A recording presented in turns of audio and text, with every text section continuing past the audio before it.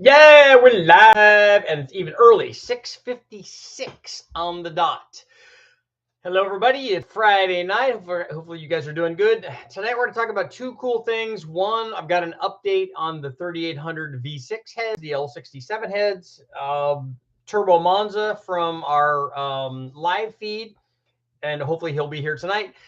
We're going to talk about the update on those so he can let you know how they're doing. I've got some more flow numbers. He's been doing them kind of in stages and airflow testing, which is very, very cool and very appreciated. Thank you very much. So we've got some airflow numbers for that. He hasn't finished them up yet. I think that they're talking about doing valve job stuff and then possibly doing even bigger valves, I think. Because if you look at all of the heads that the guys from Intense and ZZP and all those, when they're getting some fairly big flow numbers from them, they're changing to upgrading to manly valves on most of that stuff. So that might be something that we would do. Also, if you saw the thumbnail, it is very, very cool turbo Dodge van. In this case, it's a 2.5 liter, not a 2.2. So it's a Dodge Caravan or whatever these vans were with these 2.2 or 2.5 liter turbo Chrysler motors in it. In fact, right now, I just got an update from Nick Rutledge, who that's his van that we're going to talk about. He's at the drag strip right now, which is very cool. So I just got an update while we were doing, or right before I was going to go on and do the live feed. So lots of cool stuff. So we'll start off with the 3800 cylinder heads. We'll take a look at, if you remember, if you're not familiar with the story, I have been doing testing on the 3800 V6. And we're going to run a big bang version on it. So basically stock bottom end with ring gap. And then we're putting ported heads in a decent camshaft. And then an intake manifold, run a turbo on it, blow through it. See how much power we can make with the stock bottom end, with the stock rotating assembly, stock crank rods, pistons, and then just added ring gap. And the other stuff is there to help us get to a better power level and not just have to run a lot of boost. So right now I have a set of heads being ported. Turbo MONZA is doing it, and which will be awesome. I did one cylinder's worth, basically, of cylinder head porting, very minor, way back. And when I did it, we picked up from 184 CFM. It went up to 207. And basically all I did was go in and do a couple of, I probably spent 45 minutes or an hour on the whole thing.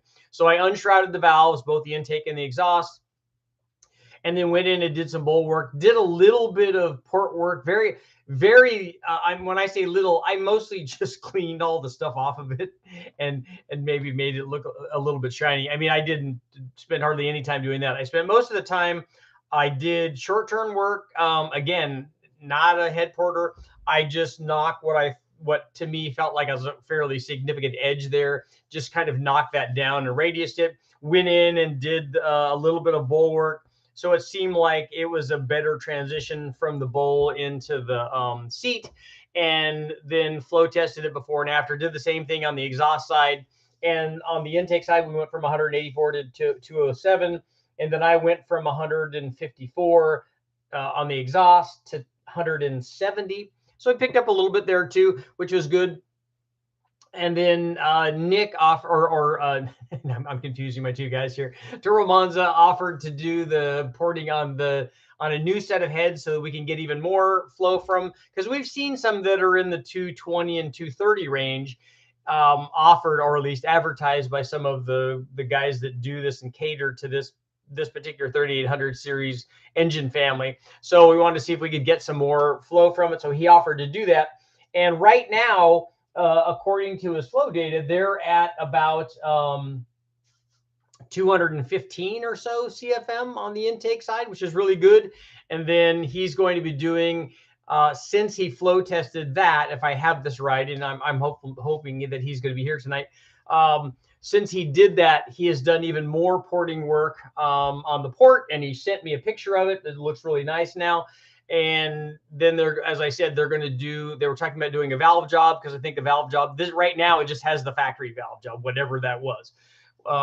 They're going to do some back cuts and stuff. So there should be some more flow from what he's done, plus from the valve job, to push us up into a fairly decent number. And then I think what it really needs, and what these other guys have done on their cylinder heads, is they put these bigger manly valves in. So I think that there's going to be more to be had. And obviously they'll have to do the valve job and the porting to work with the bigger valve. So I think that that'll work good. So that will be very cool. And again, thank you again to MONZA for that. So hopefully, like I said, hopefully he'll be here tonight. On the thumbnail on the van, we have some very cool stuff because Nick Rutledge, who's like I said, is at the track right now. I'm getting getting updates, and it's very cool because he started out. He ran the thing all stock when it was just bone stock, and he ran it on the draggy. And then he's at the track, and as I said before, with my buddy Jimmy has tested this, and they have tested this also, that the draggy was like within a tenth or so. It was like kind of basically spot on from what the track numbers were posting as well. So it's very accurate when you go out and do testing with it. So he ran it just stock, and it was, it was going in the 17s. And I think he said it made, when he ran it on the chassis dyno when it was stock, and this is a 2.5 turbo, not the 2.2, it made like 129 of the tires. So, not stellar, but pretty good considering that thing was rated at like 140 or 100 or 150 or so horsepower. He's done a bunch of work since then, nothing to the bottom end. And I don't even think that I want to make sure I get this right. I don't even think that he's put ring gap in it. So, good on him. He did say it was a high mileage motor. So, extra ring gap, I guess, from that. But he has done a custom cam for it, which was like a 224, 230-ish kind of cam, which is right what, we would kind of recommend. I think he has done a little bit of work to the heads, not porting, but I think he did unshroud the valves. They're the later 781 or 782 heads. I can't remember what the number was, with the roller cam. It does have a different turbo header on it, and he does have this is either a one-piece or a two-piece factory intake manifold. So he went from 129 at the tires, and then the last time he ran it at a bunch of different boost levels. He ran it at 6 pounds after these modifications, and he also has an upgraded turbo on it. He told me what that was, and I didn't write it down, unfortunately, but there is an upgraded turbo on it. And it has an air-to-water intercooler on it. So he's run it at 6 pounds, 11 pounds, 14.8 pounds, 17.5 or 17.8 or something like that, less than 18. So we'll say 17.7 or something like that. 22 pounds and 25 pounds. So running 6 pounds on the new combination, it made 186 at the tires. So it jumped up a good bit. I mean, we're talking 56 horsepower. And actually, it would be more than that because on the stock run, it was probably making more than 6 pounds. It was probably making 7 or 8 pounds is kind of typically what they do. So, that's a good gain from the modifications with the same boost level. So it worked out really well. And so he stepped up in successive amounts with the van. At 11 pounds, it made 233 at the tire. At 14.8, it made 264, which gives us an idea on what the thing would be making NA. So basically, if we use our formula 264 at the tire, that thing would be 132 at the tire NA. So it's making as much NA at the tire, this new combination, as it made the stock one made under boost. It's doing pretty good. So the cam and the intake manifold and all that stuff definitely helped. So it's 17 under 18 pounds, high 17s. It made 286, and then 325 at 22 pounds, and then 344 at 25 pounds. And then they ran into something that stopped them from going up even higher in boost. And I'll have to talk to Nick, and he'll remind me what that is. I'm sure he already told me. But that's really good. So 344 at the tire at like 25 pounds. That's a pretty good number. That's got to be more than 400 at the flywheel, the way that we would run it on the engine dyno.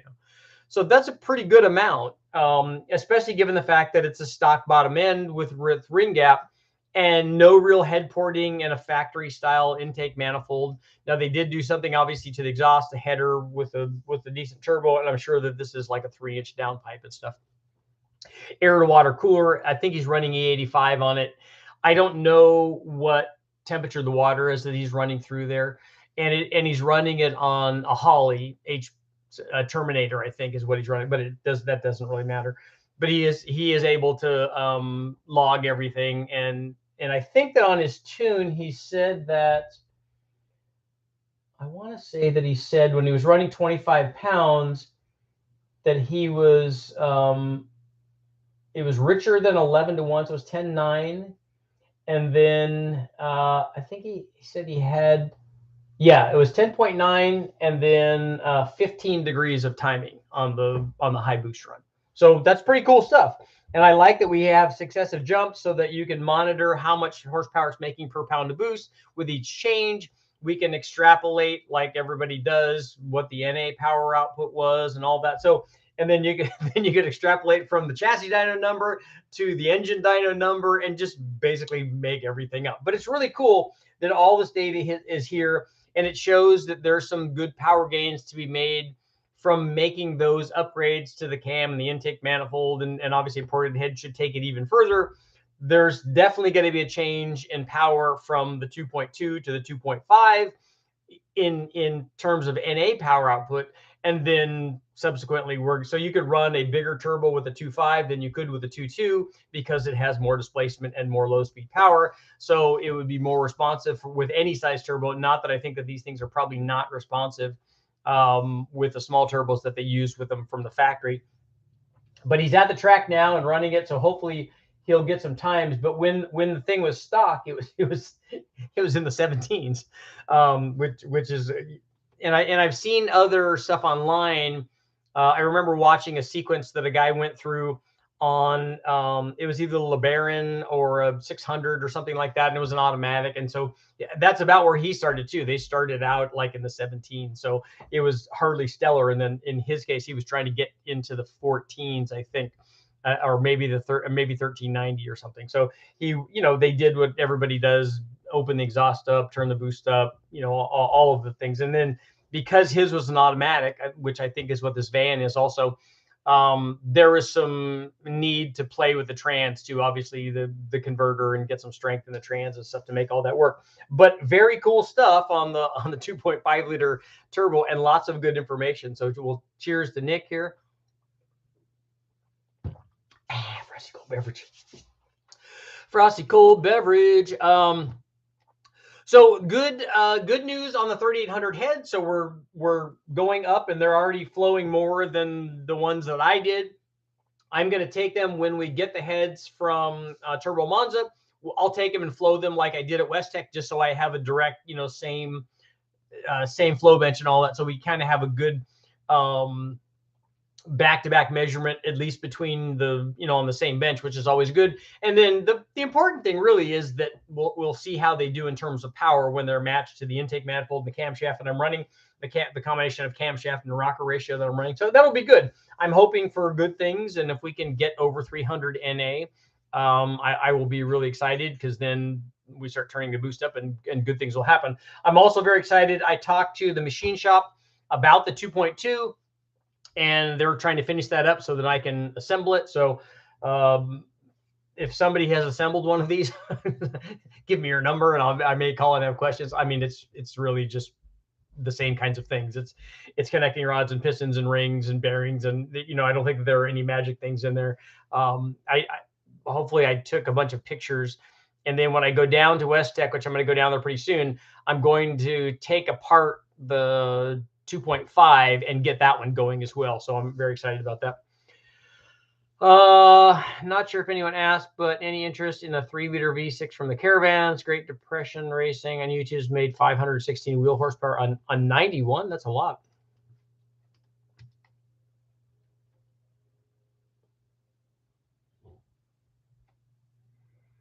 Cheap 393 stroker using stock rods, 302 pistons, $300 385 crank, AFR as-cast 185s, cleaned up with truck Norris equivalent, or stock bottom with gap, tiny cam, and cleaned up E7 heads. I'm late. What's going on with the 2.5? I think that I just went over all that, right?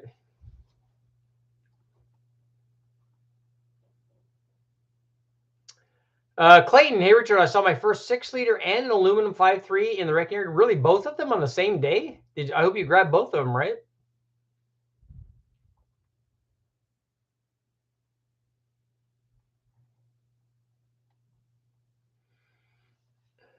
When I switched from the 2.2 to the 2.5, it seemed like the 2.5 didn't like to rev as easily as the 2.2. It's not that it likes to rev, it's just that it makes more low speed power.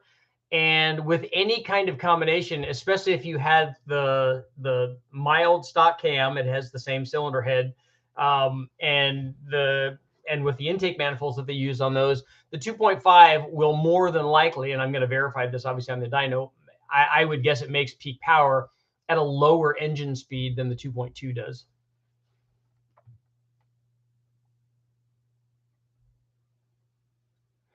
I'm here because I saw the post.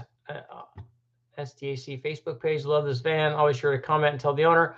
Also waiting on Richard to make a playlist for the 2.2 turbos. I do need to do that. I'm going to write myself a note here. This is my 2.2 page right here. You should see all the notes.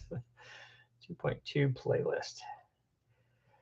I haven't run. I mean, I have a number of videos on the Omni and that kind of stuff, but nothing yet. Turbo Monza's in the house, but nothing, no dyno results yet. All we do is startup videos and stuff. 2 different junkyards. Okay, nice. My 2.5 tops out at 5,100. Well, we'll get to see all that. We'll get to see what happens, not just in a vehicle, but on the dyno, because we'll obviously rev it past the power peak. So we'll see where they make peak engine speed or peak power anyways, and we'll see how much it falls off. We'll see how each of them falls off. And then we'll get to find out how we, the way that we make them, if I don't know why you'd want them to rev, but it will make more power, I guess. To get them to rev, you just need to do the same thing that you do every other motor. You increase the head flow, you increase the cam timing, shorten the runner length. Although in this case, I don't think we're gonna have to shorten the runner length to get it to do. I think it needs cam timing. And also, I don't know what the boost curve looks like on the factory turbos. In most, and this is really early on. So this, and they did after 84, they went to having computer control of the turbo. I don't know if they have a falling boost curve on the factory ones, but if they do, that would definitely limit where the thing would want to rev.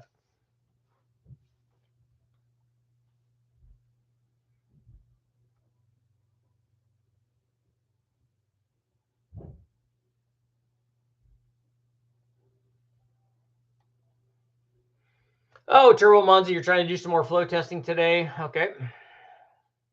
3.6 Chevy V6 with a supercharger. The 6.0 was an early 2000 block, so that's going to be an iron-headed one, and I might rob the 799 hits. That would be a good combination.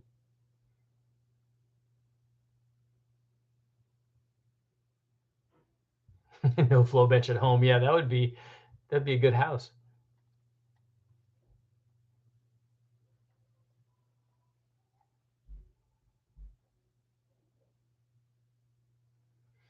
Hot Rod Garage, they're doing a turbo minivan. I think they have a 5-speed. Maybe they'll ask you for input.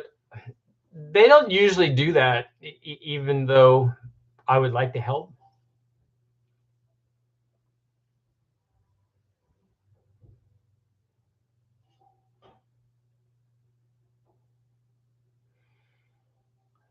So Dan, you have a flow bench at home? I would think that you'd have one at your shop. Butcher Baker, I don't have the stock T1 anymore. The Mitsubishi Turbo is horrifying. T2 Garrett is a good place to start. I have a GT28 on mine. Intercooler, injectors, modified computer. That's good. I do want to run the one thing that concerns me with the 2.2 that I have is an 84. I'm concerned that the turbo is not good anymore. I don't know if it is.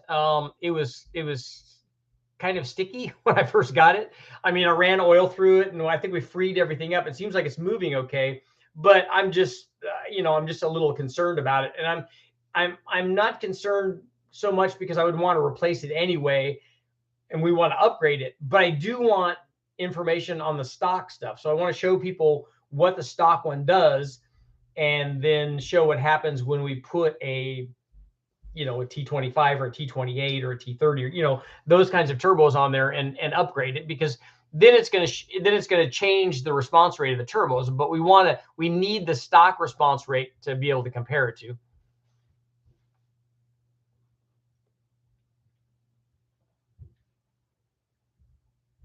The good Mitsubishi engines started with 4J63. Those are good.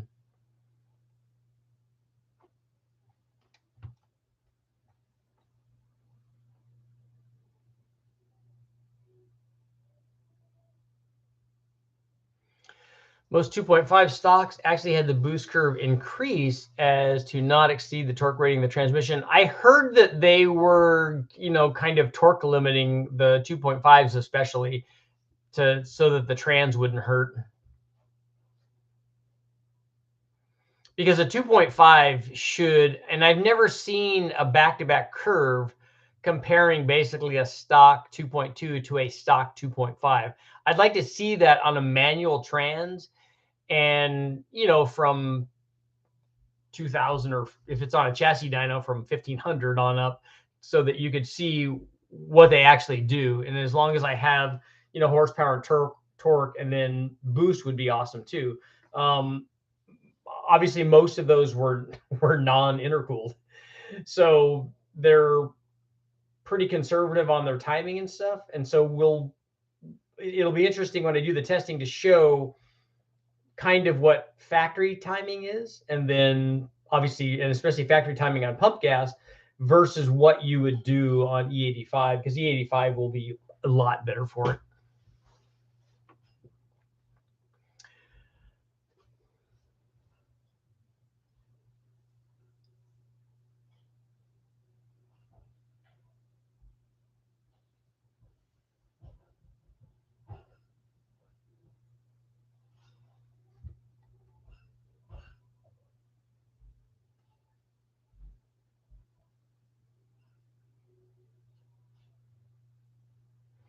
Casey, remember when Hot Rod Magazine showed how to make a home-built flow bench? Yeah, that was way back. They also did a how-to on building a glass bead sandblast cabinet. You could buy those pretty cheap, I think, from Harbor Freight. At least you could. Boost comes in as quick as it goes out of the Mitsubishi. Off topic. Hey, the topic is just the starting point for you. You can ask whatever question you want. Let's see. But before I have to log off, I was going to ask if maybe there's a chance in the future for some old inline 8 action. I've never even seen one, like maybe some spray or boost. I've never run one. I've never run an inline 8 cylinder.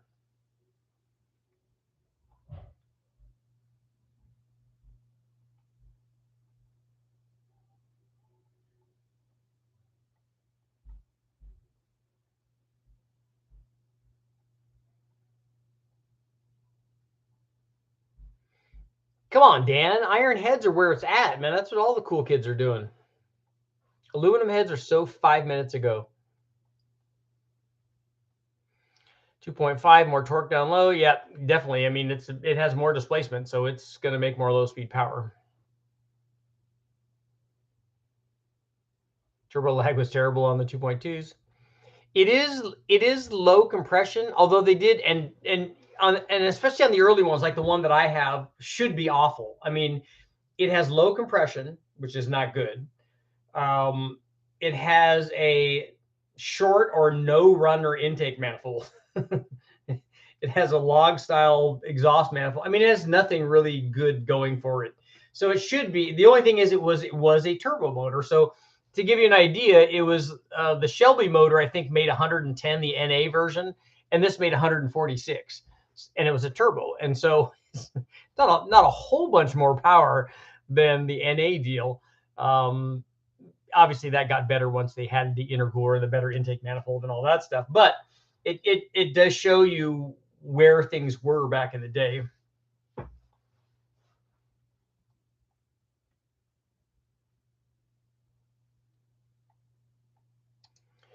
And you are,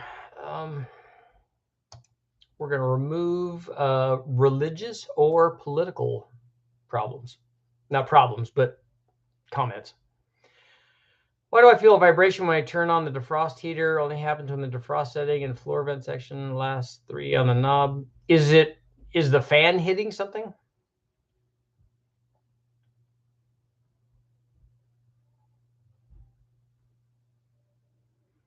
A couple of old Packards in the weeds still sitting over there.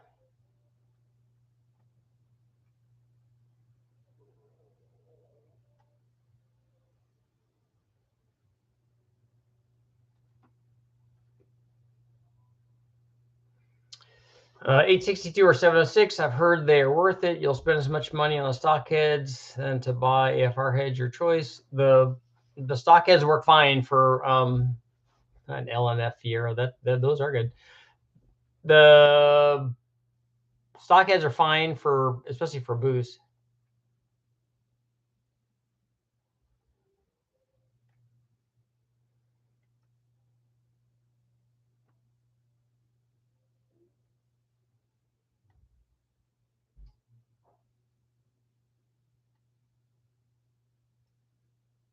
Low boost, low revving. Yeah, it would definitely be low RPM, I'm sure. Because how long has it been since they made a straight 8? How many decades has it been since they made a straight 8? How do you like the Dodge Turbo 4-cylinder concept car from the movie The Wraith? It's very cool.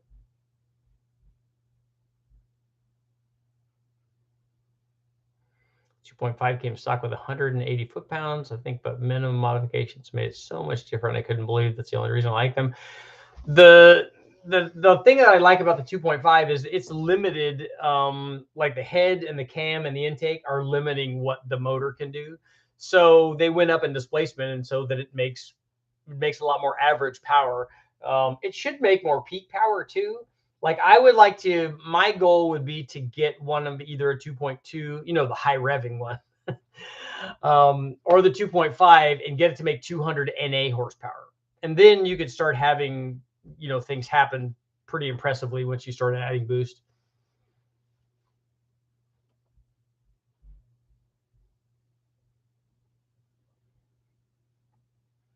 Have you heard the old Dodge Colt except 4G63s with no mods? You mean it accepts that motor?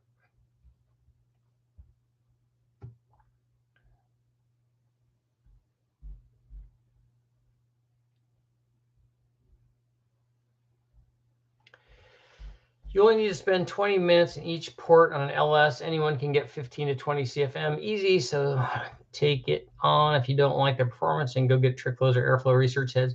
If you take a look at the videos I have up, you'll see what ported stock heads can do versus the aftermarket stuff, and you can make as much power with a properly ported set of stock heads. They do really well.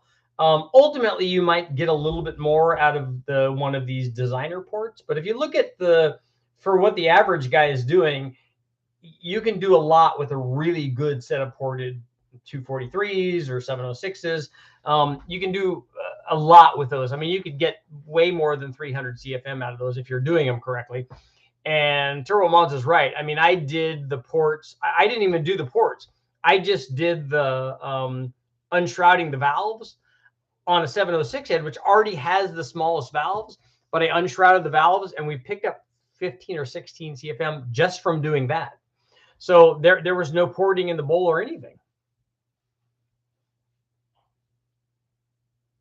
My 2.2 is rated at 175 horsepower. My 2.5 is rated at 155. If your 2.2 is rated at 175 horsepower, then it was the intercooled version. Then it was a Turbo 2 motor, right? Turbo V6 Duster from the 90s. I didn't even know that they had anything like that. Is it wise to flow test your heads before picking your cam? I don't think it's necessary.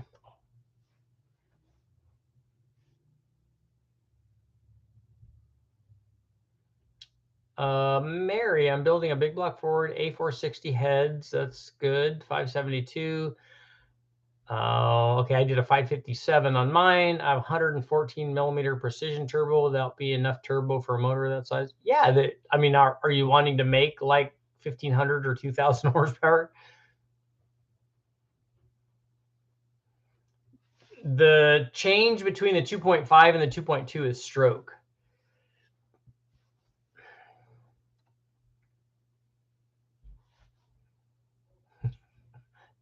Dan, don't tell people that. Don't tell people putting together a street motor that their cam grinder has to know what the head flow is, because they don't. The problem doing a rear drive swap on a front drive car is they usually have the rack and pinion in the way.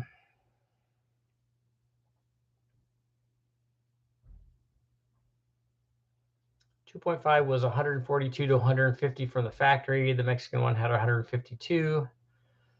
How come nobody does twin charging? You have a couple of twin charge versions on this channel. 88 LeBaron T2 non-intercooled. I didn't think any non-intercooled version was rated at 175.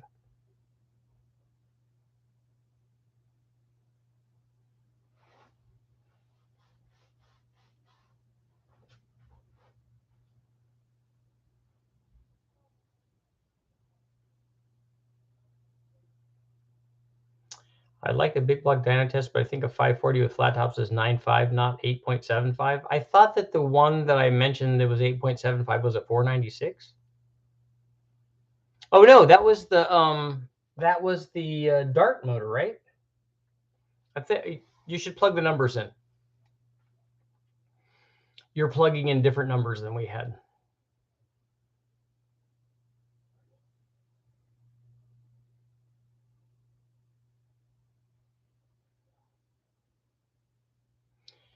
Geometra 1 liter with boost would be fun. The Chevy, that's what I had, was a Chevy Sprint Turbo that was a factory motor like that. The double stacked intercooled ones made 220. The high output quad 4 was 190 horsepower NA. Yep, those were cool. And Racer D, I did take a look at your video, although it didn't have very much information on the Iron Duke motor. I thought that there would be more dyno results and stuff. Yeah, any T2 was intercooled. That's right. They had early and late T1 versions, and they had 2.5 T1s. How much horsepower can a 2.3 single hood or overhead cam make with a T3 turbo? Well, the turbo is going to dictate that, so it depends on what turbo you pick. How about an air-to-water versus air-to-air intercool comparison? That video's already up.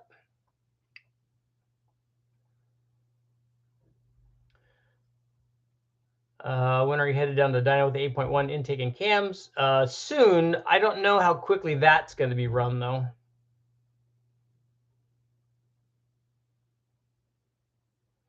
Go to Donovan's garage. I think that I watched that.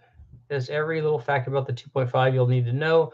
I go to the mini Mopars and Allpar, and I think Donovan's garage is on that list as well. Gas motor tech of the future will be electric, supercharger, and turbocharger type of technology. Huh.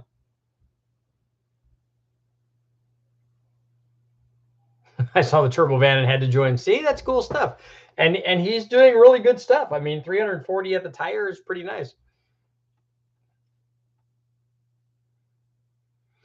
How much compression would you run on LS-NA on pump gas? My LS1 with ported 706 will be right at 11.5 to 1. If you put a lot of camshaft in it, you could get away with that. If you soften the chamber, if you polished it, I mean, there's a lot of things that you could do.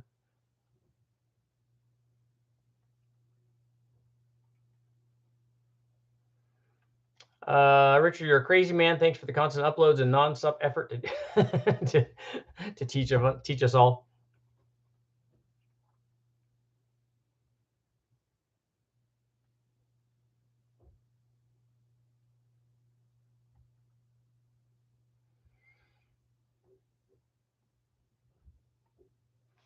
Racer D, was that a larger displacement? Didn't you make some kind of stroker out of that? Some sort of Frankenstein stroker out of that thing with like all kinds of weird like Honda rods and different kinds of pistons and all kinds of crazy stuff. I'm curious that it made so much torque and not as much horsepower as torque. Did it not have enough camshaft in it? Did it not have enough head flow? Did it have a really long intake? What did it have on it that was limiting the RPM potential?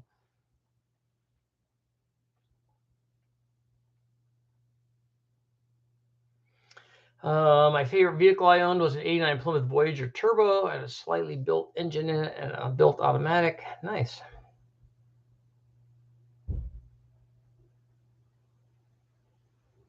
Yep, hit the like button.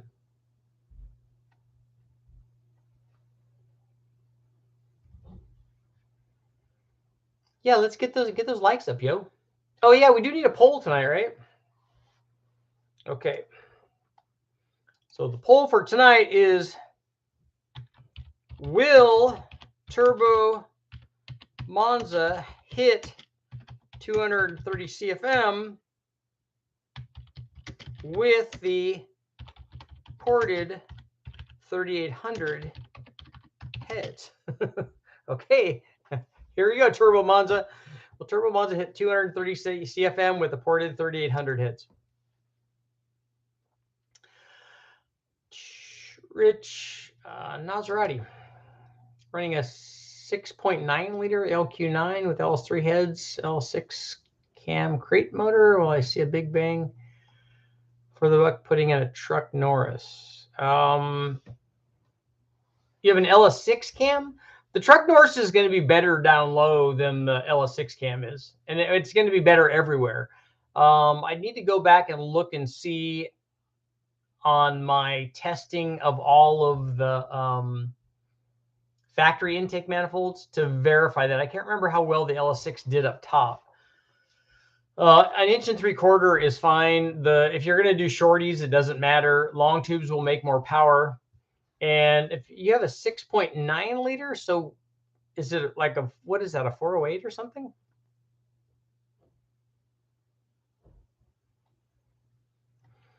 The head flows 192 CFM at 500 lift, but that's enough to make pretty good power, though. And because you guys made that motor bigger, right? Did it have a small camshaft in it? Big Bang video of the Hyundai Beta 2-liter engine would be cool. The old Tiburon. You know who? I didn't do any testing with it, but Tom, the guy that used to work at Westech, and he has his own channel now up on YouTube. He did a Tiburon, a drag race car, and it made way more than 400 at the tires because it was running. I think that car went 10s, and I think that it was an automatic. So it was a turbo version, and he was running, I think he ran a little bit of nitrous too on it to get the turbo going. But it was a good motor, though.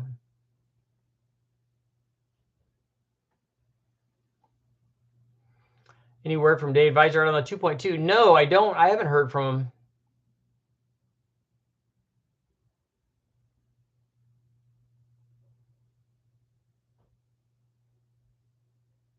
The 2.2s were not produced for Dodge by Mitsubishi, or the 2.5s.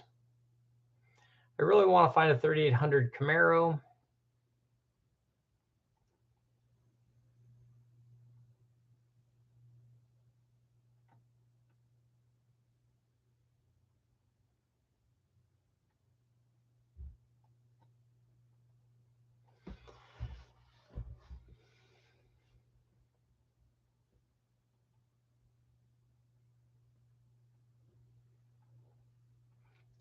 I need to give David a call and find out what's going on. Are we talking with or without big valves? However the finished product is, Turbo MONZA. So when they're done with whatever you're doing to them. Do dual planes work on a stroker small block first root use? Yes. The dual plane is going to be, the intake manifolds are RPM specific. As you go up in displacement, it pushes the effective RPM back. So the crossover point between a single plane and a dual plane, and not by a lot. When I say that, okay, well, on a typical single plane, dual plane deal, like on a small block or whatever, the crossover point may be 5,500 or 6,000.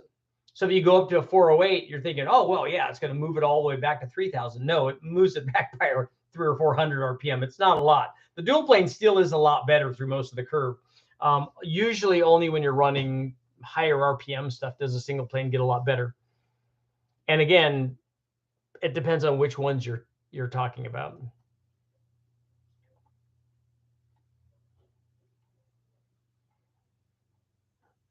We know that intake runner length affects RPM. How does intake plenum size? I haven't seen that affect RPM. I haven't seen that affect power.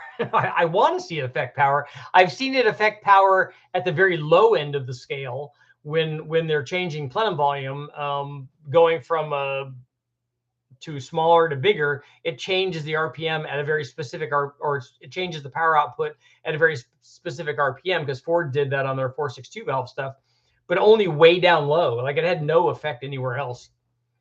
And I'm not saying it doesn't. I'm just saying that when I've tested it, I haven't seen that happen.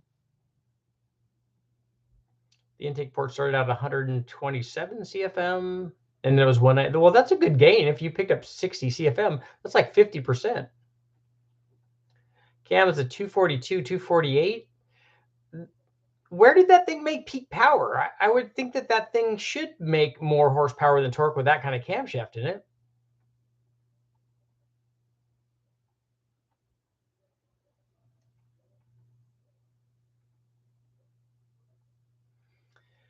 My goal is to see the 3800 make close to 500 NA. That would be a lot. I don't think it has enough head flow to do that.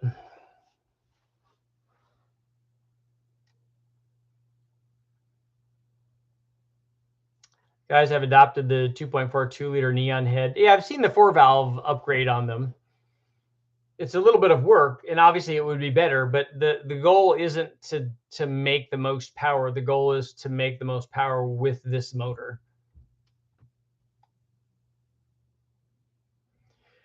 Richard, with boost, I think you can push the 3800 intake CFM past 300. It's not, I'm talking about it doesn't have enough flow. He wants to make 500 NA, so without boost. so the boost is not going to come into that equation.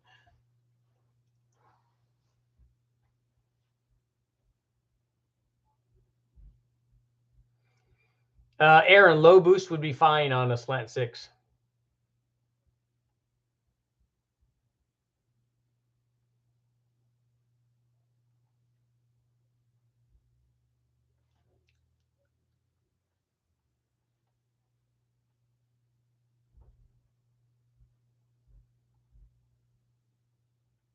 Yeah, if we can hit 230.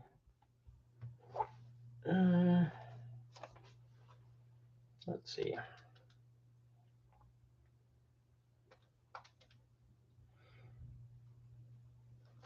Not 500 NA. 230 is not going to get us there. 330 would be good, but 230 wouldn't get us to be able to make 500 NA on a V6.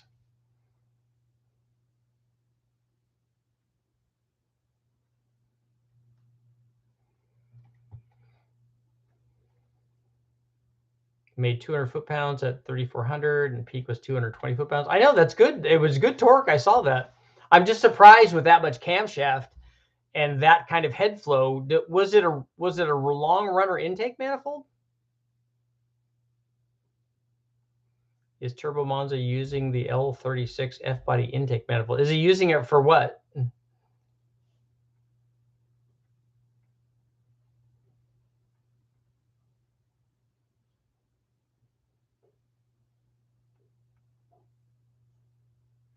You'll take 475.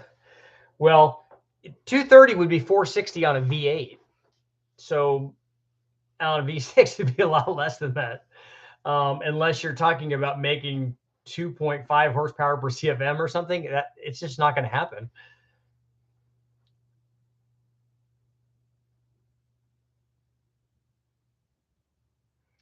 I do need to get my Omni ready. I'm probably going to need help from some Omni person with that.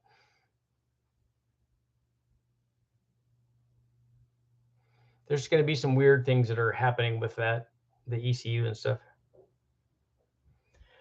How are you converting head flow to horsepower? Well, on a V8, the easy way to do it is to take the peak CFM and multiply it by 2. So if you have a head flows 200 CFM, you can make 400 horsepower with it, which is pretty accurate for a V8. If you want to do it for a V6, you would do that, and then you multiply that times 0.75, and you'd have a pretty good idea. There are race versions that make more than 2 horsepower per CFM. Some of them go up pretty good. Most of them are below that. To actually get 2 horsepower per CFM takes a really good motor, and an even better motor to make 2.2 or 2.3 or 2.4, which race motors sometimes do that. But they have dry sumps and all kinds of stuff that help them make power. And most of them make quite a bit less than that. How much NA power is the goal for yeah, if I can make more than 300 or more, that would be good.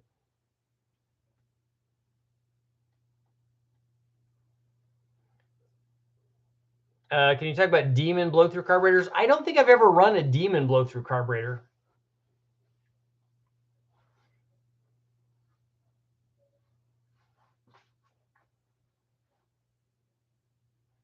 I would like to get the Omni ready just to drive it around. It's a cool little turbo hatchback.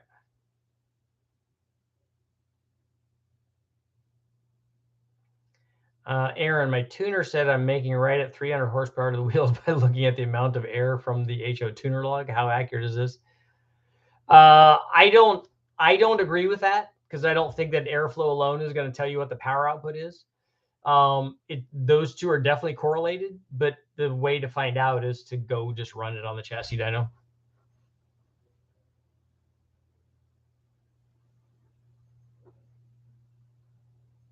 Problem with the Iron Duke, you cannot find any roller cam cores.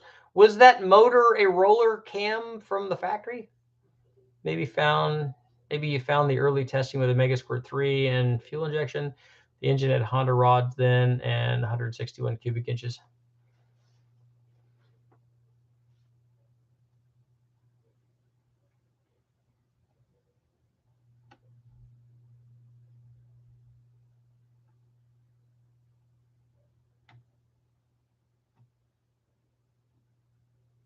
Head flow to horsepower is 0.257 times CFM times the number of cylinders. Multiply that out and see if that doesn't come out to being twice the peak CFM. Can you talk about how to rate? Because 0.257 times 8. Was Todd pleased with his donation? Yes, I did hear from him. I'm surprised that he didn't come on here, but I know he's taking care of stuff.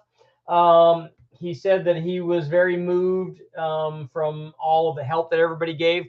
And as soon as he gets back from taking care of his stuff, I'm going to go up there and present him with all of your guys' generosity. Thank you guys very much again.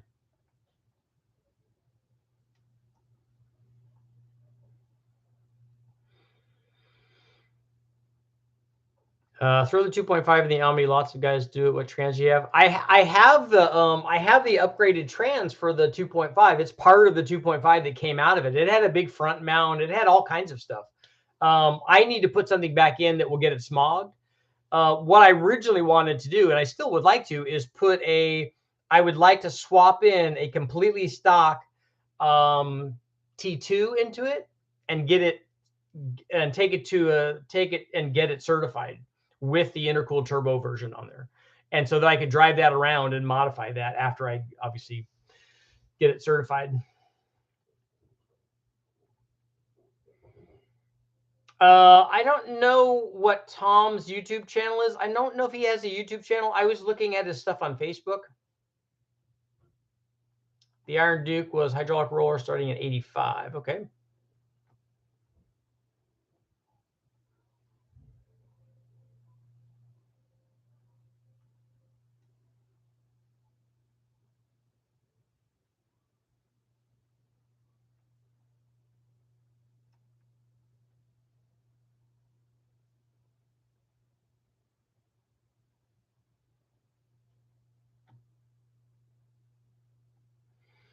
Ron, yes, I want to get the thing. That's why I wanted to swap in the T2 motor. I would like to get all of the factory stuff for the T2 motor and put it in, and then go get it emission certified. And I don't think that would be hard at all.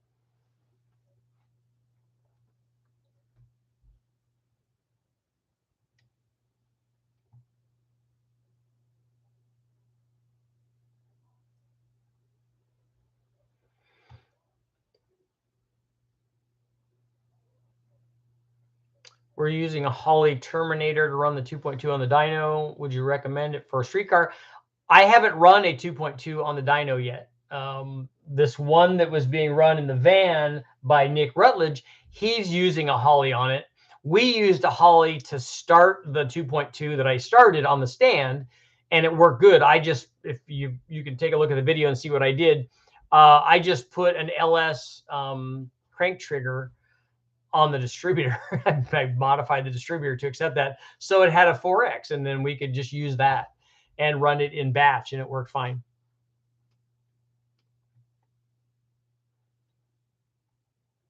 The van is not mine, but so far the owner has made 344 at 25 pounds. Turbo MONZA said right now the 3800s are flowing right with the Intense. The guys from Intense that do these 3800 stuff, those heads are flowing right with those because they offer a stage 2 setup that has stock valves in it.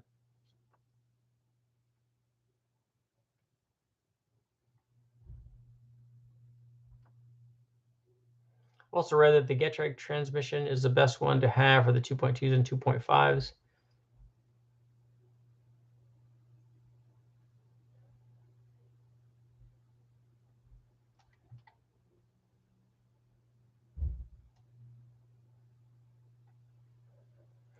Will the engine management system you use on the dyno support a V10? Yeah, the Holley will run a V10.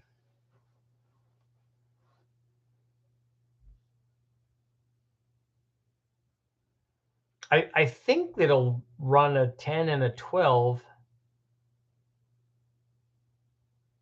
if I'm not mistaken. They have a drop-down menu. I've never looked for the other ones other than what we're running, but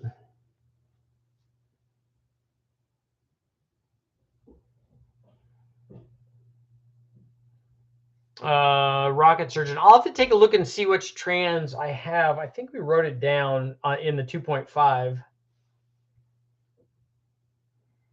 Cathedral port versus square port turbo. Was there a question about those?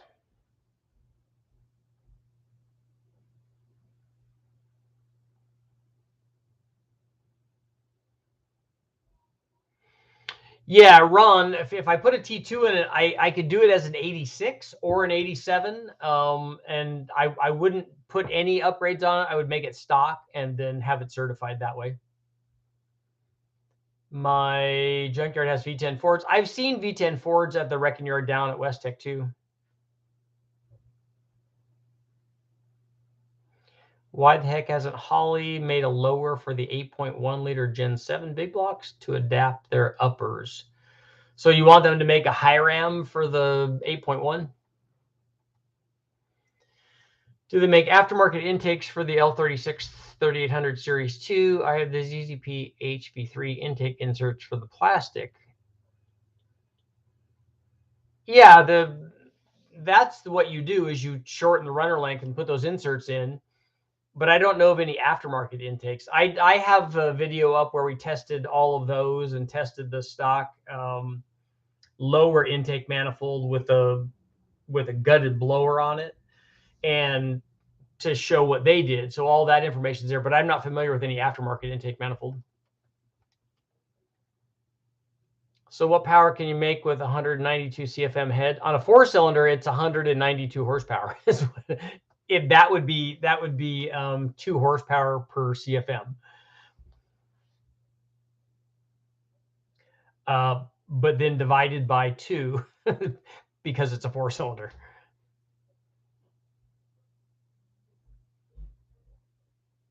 What did you do before Holley HP came along? Well, we used a lot of fast XFI stuff.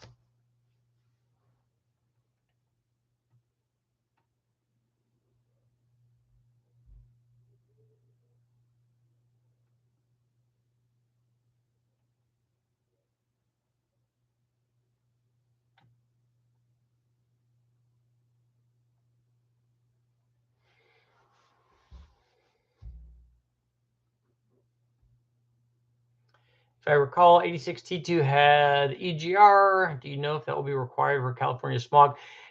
Whatever it had originally will be required. I'm not sure how up those guys will be on a mid 80s vehicle. But if I had to do it as an 87, then I could do it as an 87 if that's going to be easier. I think it's going to be hard to find 86 T2 stuff.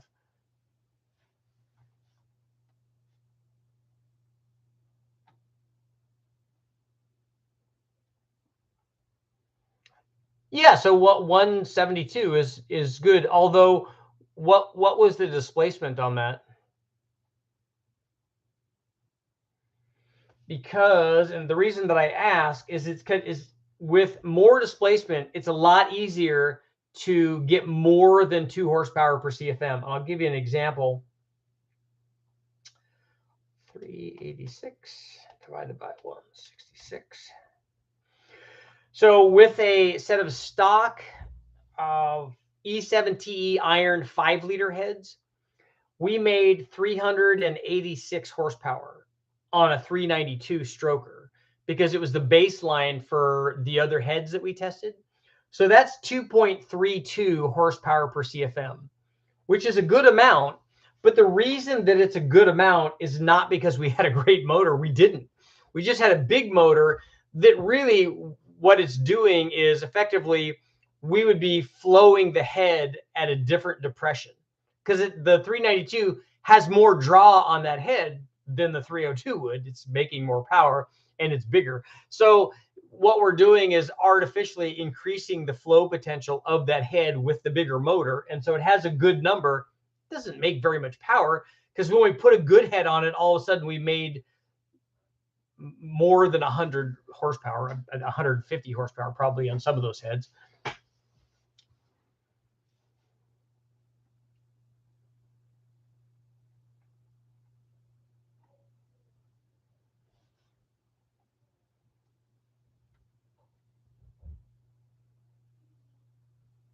$186 cubic inches. So that's what? That's like a 3-liter then, a little bit more than a 3-liter. What are your comments on government using E15 fuel at the pump for older carb engines? I don't know what is it you want me to say about it.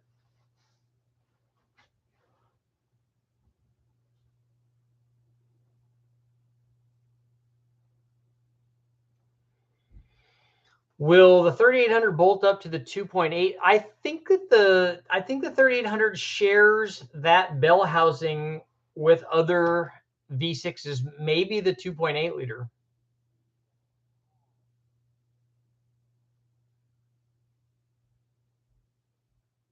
Carson, I made a sour comment last time about what did you make a comment about? You're right, and my bad, and I'll stick to lurking.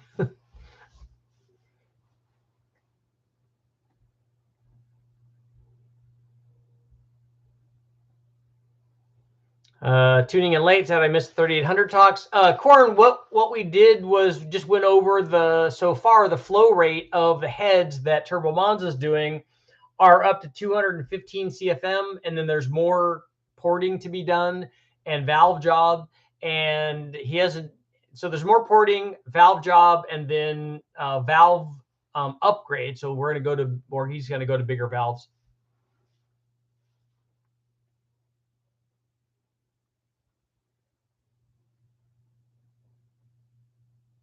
JB is saying that the 2.8, 3.1, both 3.4s, and the 3.8 all share the same bell housing. Cool.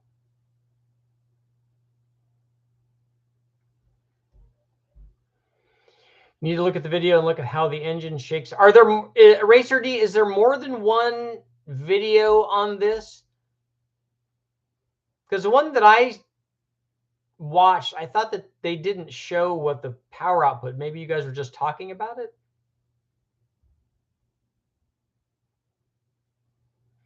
More Magnum stuff. I do want to do more Magnum stuff.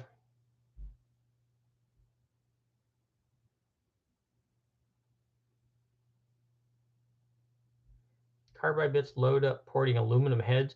Do you have the right kind of bit? Do you have a carbide bit that's designed for iron and you're using it on aluminum? Or are you using, also you need to use lubricant on the bit to stop it from loading up?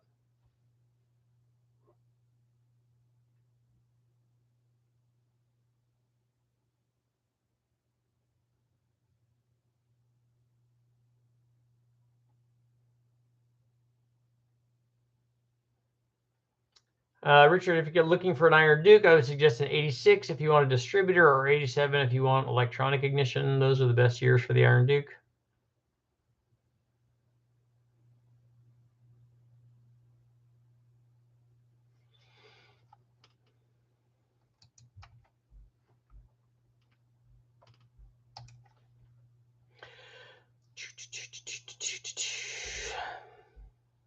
And Big K is gone, just like that.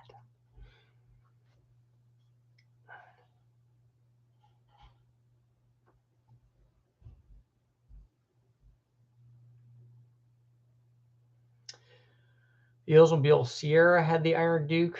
What was the 2.2 that they used in the S10?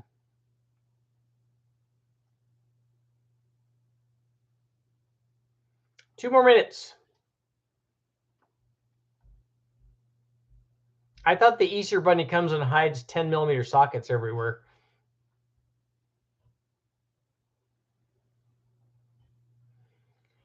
Are you going to run stock boost on that T2? I am going to have it stock to begin with, but I also have the other 2.2 that I have, and I also have a 2.5 that we're going to be doing a bunch of testing with. They use under Toys for Life. Okay.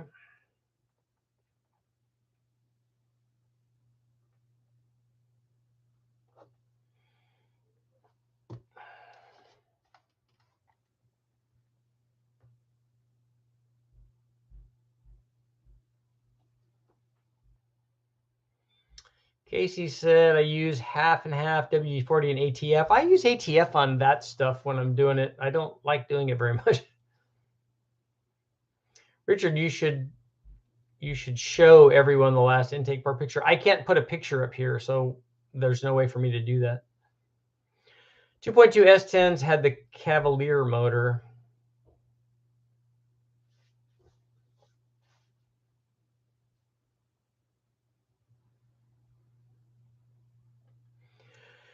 So we got to close out our poll. Will Turbo Monza, this is on you, man. The gauntlet's been thrown down. Will Turbo Monza hit 230 CFM with the ported 3800 heads? 70% saying yes and 30% saying no. So I'm going to go into the analytics and find out everybody who said no. And then tomorrow I'm going to post all of those names so Turbo Monza knows who you are. Like I could do that. Thank you guys all for voting.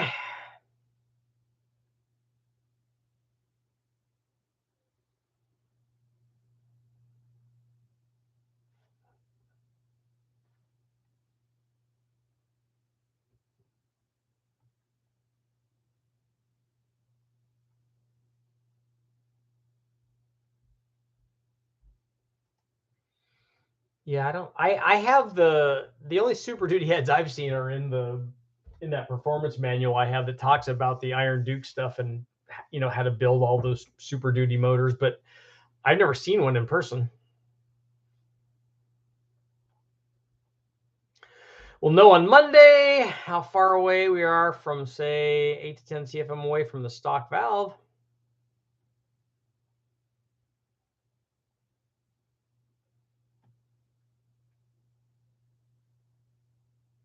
Dean's in the house.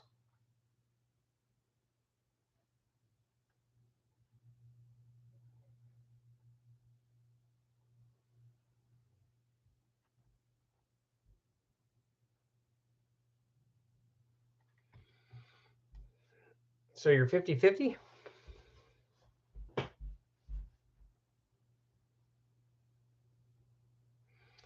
50-50.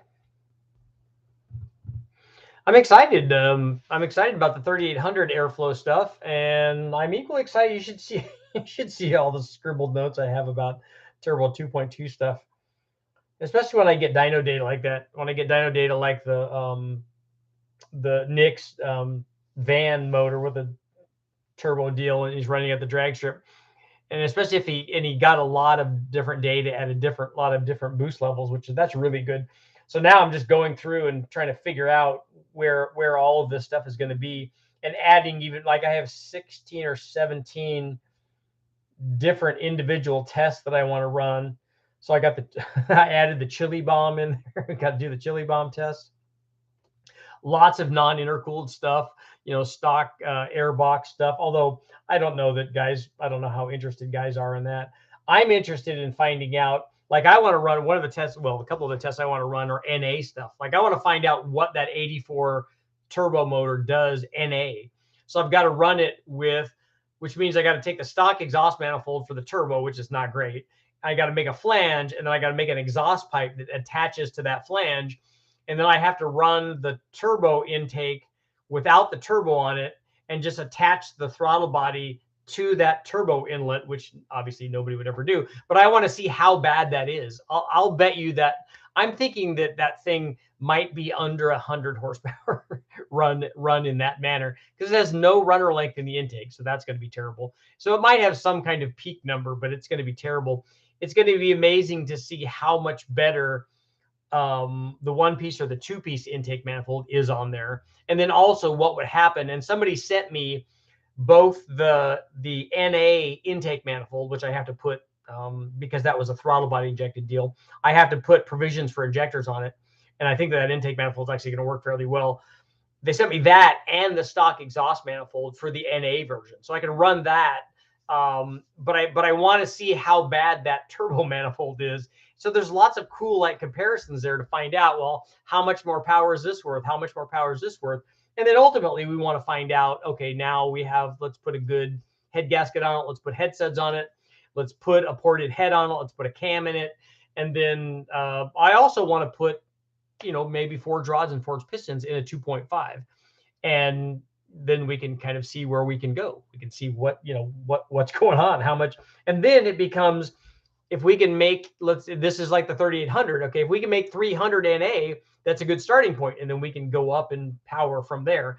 If we can get 200 horsepower NA from a modified 2.5, which I think is possible. I just need to know what kind of head flow is going to be done. And this is where Eric Weingarter might come in, and he doesn't know about it yet, but I'm thinking about asking him to port the later model, the roller cam head, the 781 or 782, whatever it is, having him port one of those that I can run on the 2.5. I could run the head that David Vizar did on the 2.5 also, but it has a different camshaft in it.